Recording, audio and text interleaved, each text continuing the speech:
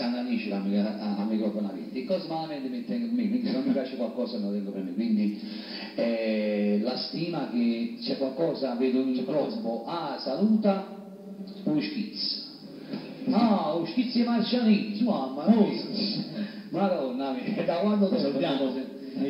E un salvatore, già pensava che quello è cresciuto con me, lo schizzo, ne veniva all'epoca Nicola Desideri, salutiamo Nicola. È uno schizzo, è uno che proprio mi rincorreva dappertutto.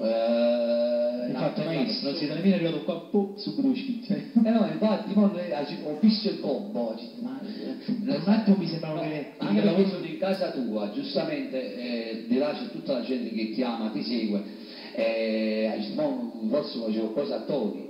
Allora io ti conosco da tempo, ho avuto il piacere, al di là sei pure una bella persona, questo te lo voglio dire, perché l'educazione è la cosa più importante nella vita, e tu sei uno di quelli che al di là della bravura, ma sei proprio veramente una bella persona, e io sto qua proprio perché ci sono tanti aggettivi importanti che ti appartengono, però non parlarmi di me, perché voglio dire, bene o male, diciamo, io sono un po' curioso per natura, o curioso, attenzione, è diversa dall'essere giocista, no? Perché sono molte categorie a Napoli, sai, che mi sembra a capire, e che la vaga magari non fa male, siamo un po' tutti ficcanaso, no? In certo senso, io ficco di qua, tu ficchi di là, ognuno si piace di ficcare il naso un po' ovunque, ha scritto pure una canzone in passato, però il curioso non fa male a nessuno, invece perché io là che vende, che dice bugie, che mette zinzani, chi di là sono indica, allora